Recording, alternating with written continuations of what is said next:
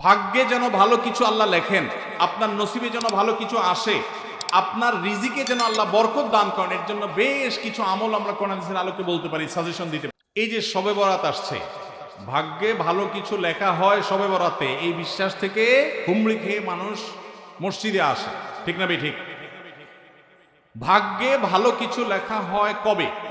একটা হলো মানুষের সৃষ্টিরও 50,000 বছরে আল্লাহ তাআলা ভাগ্য নির্ধারণ করেছেন। আরেকটা হলো প্রতি বছর যেই রাতে আল্লাহ কোরআন নাজিল করেছেন, আল্লাহ সূরা দুখানে বলেছেন, সেই রাতে অর্থাৎ লাইলাতুল কদরে আল্লাহ তাআলা সব গুরুত্বপূর্ণ বিষয় ধার্য করেন।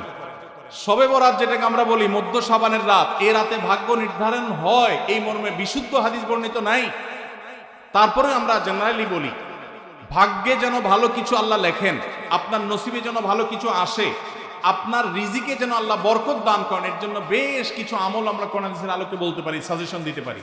তবে তার আগে আমাদেরকে জানতে হবে যে ভাগ্য সুপ্রসন্ন হওয়া বা রিজিকে বরকত হওয়া বলতে কি বুঝায়।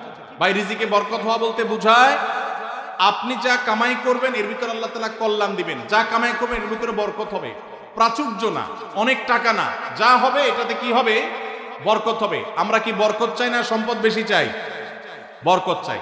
বরকত যদি চান, এক নম্বর হলো ঈমান এবং তাকওয়া লাগবে। আল্লাহ বলেছেন ওয়ালাউ আন্না আহলাল কুরআন আমানু ওয়াত্তাকাউ লাফাতাহনা আলাইহিম বারাকাতিম মিনাস সামা।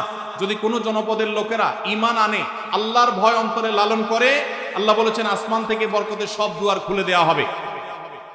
এজন্য ভাই, ঈমান যদি থাকে, তাকওয়া যদি থাকে, গুনাহমুক্ত জীবন গড়ার সংকল্প যদি থাকে, বরকত আসবে জীবনে। নাম্বার 2, ইস্তেগফার বেশি বেশি করলে, আল্লাহ বলেছেন সূরা নূহের মধ্যে, যদি কেউ ইস্তেগফার করে, নূহ আলাইহিস সালাম তার জাতিকে বলেছেন ফাকুলতু আস্তাগফিরু রাব্বাকুম ইন্নাহু কানা গাফফারা ইউরসিলিস সামাআ আলাইকুম মিদরারা ওয়া ইমদিদুকুম বিআমওয়ালিন ওয়া বানিন ওয়া ইয়াজআল লাকুম জান্নাতিন ওয়া ইয়াজআল লাকুম আনহারা।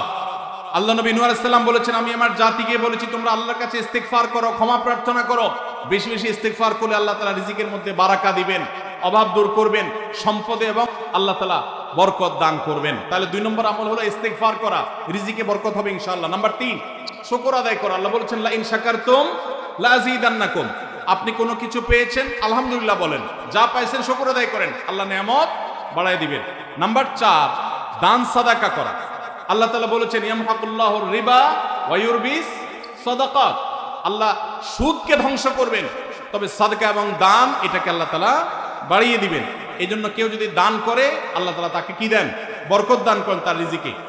তারপরে 5 নম্বর হলো আত্মীয়তার সম্পর্ক রক্ষা করা। নবীজি সাল্লাল্লাহু আলাইহি ওয়াসাল্লাম বলেছেন মান সাররাহু আন ইউবসাতা লাহু ফি রিজকিহি আও ইউনসা লাহু ফি আথারিহি ফালিয়াসিল রাহিমা। যে ব্যক্তি চায় তার আত্মীয়তার সম্পর্কে, যে ব্যক্তি চায় তার হায়াতে বরকত হোক, তার রিজিকে বরকত হোক, সে যেন আত্মীয়তার সম্পর্কের সাথে সম্পর্ক ভালো রাখে, আত্মীয়দের সাথে, অর্থাৎ রক্ত সম্পর্কে আত্মীয়দের সাথে যেন সম্পর্ক কানেক্টেড রাখে, বিচ্ছিন্ন না করে, তাহলে তার রিজিকে এবং হায়াতে বরকত হবে। এবং সর্বশেষ আরেকটা আমল বলতে চাই, সেটা হলো খাবারের ক্ষেত্রে একত্রিত হয়ে বসে খাবার খাওয়া। এই সুন্নত আমাদের সমাজ থেকে বিদায় হয়ে গেছে, আমরা অনেকে জানি না। আবু দাউদের একটি হাদিস বর্ণিত হয়েছে, নবীজি সাল্লাল্লাহু আলাইহি ওয়াসাল্লামের কাছে এক ব্যক্তি বললেন, হে আল্লাহর রাসূল, আমরা খাই কিন্তু অনেক খাওয়ার পরেও পরিতৃপ্ত হই না, পেট ভরে না, খাবারের চাহিদা পরিপূর্ণ মিটে না, কারণটা কি? নবীজি সাল্লাল্লাহু আলাইহি ওয়াসাল্লাম বলেছেন তোমরা সম্ভবত আলাদা আলাদা প্লেটে খাও, আলাদা আলাদা সিঙ্গেল খাও। তখন নবীজি সাল্লাল্লাহু আলাইহি ওয়াসাল্লাম বলেছেন তোমরা সবাই একসাথে খানা খাবে, আল্লাহ তাআলা তোমাদের খাবারে বরকত দান করবেন। একসাথে খানা খাবে এবং বিসমিল্লাহ বলে খাবে, এই 2টা কাজ করলে আল্লাহ তাআলা তোমাদের খাবারে বরকত দান করবেন। এই জন্য ভাইরা, বাসা বাড়িতে এক প্লেটে, স্বামী স্ত্রী 2 জন আছেন, এক প্লেটে খাবেন, বাচ্চাদেরকে নিয়ে বড় প্লেট নিয়ে খানা খাবেন, এটা সুন্নাত। নবীজি সাল্লাল্লাহু আলাইহি ওয়াসাল্লাম উৎসাহ দিয়েছেন, কিন্তু আমাদের সমাজ থেকে এটা এখন হারিয়ে গেছে, নাই বললে চলে। আমরা সবাই যার যার মতো খানা খাই। এজন্য এই কাজটাও আমাদের আমলে, আমাদের রিজিকে, আমাদের হায়াতে বরকত এনে দিবে ইনশাআল্লাহ।